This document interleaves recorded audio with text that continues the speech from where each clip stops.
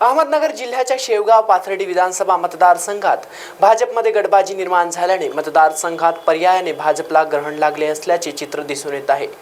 भाजपच्या विद्यमान आमदार मोनिका राजळे यांच्या विरोधात भाजपचे प्रदेश सरचिटणीस अरुण मुंडे, भाजपचे ओबीसी सेलचे जिल्हा उपाध्यक्ष गोकुळ दौड यांनी आमदारकी लढवण्यासाठी दंड थोपाटले असून पाथर्डी येथे नुकताच भाजपा कार्यकर्त्यांचा निर्धार मेळाव्यातून त्यांनी विधानसभेसाठी रणशिंग फुंकले।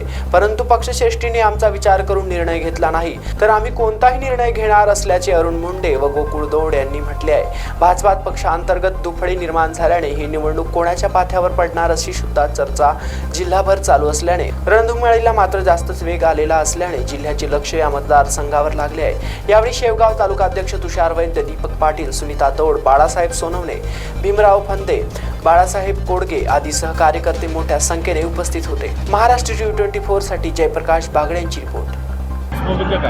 आता ह्या मतदारसंघात जे सन्माननीय आमदार आहेत त्यांना बहीण म्हणून आम्ही आतापर्यंत पाठिंबा दिला।